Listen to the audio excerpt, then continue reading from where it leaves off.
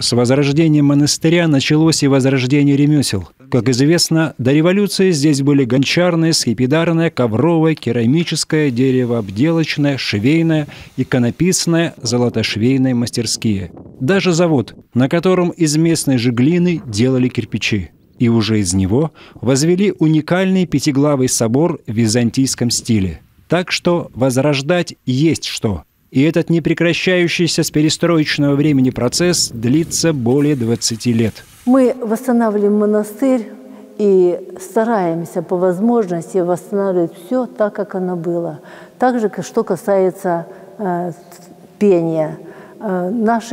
Часть наших матушек после того, как их выселили из монастыря, доживали в Кочпане у протоиерея Иоанна Холопова и пели на клиросе.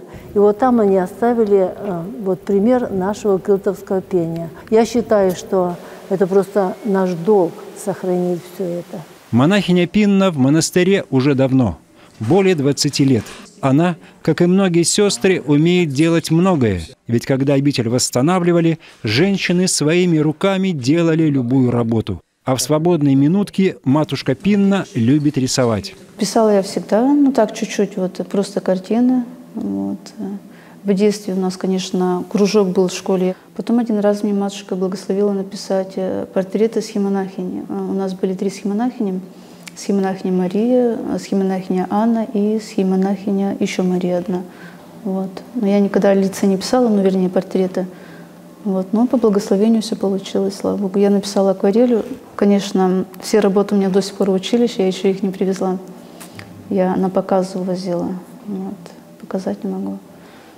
Вот так потихоньку писала, потом матушка видит, что я пишу, у меня есть тяга к рисованию. Она благословила поехать учиться именно на иконопись. Это портрет матушки игуменьи Филареты, нашей первой основательницы монастыря. Я писала ее, это у нас как второе полугодие, я должна написать работу. Я ее написала.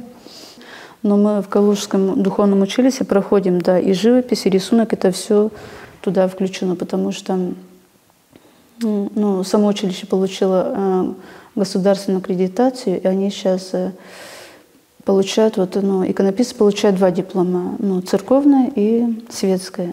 Кылтовский крестовоздвиженский монастырь сегодня, пожалуй, знают во всей России. Если до революции сюда приезжали тысячи богомольцев, то сегодня, пожалуй, не меньше.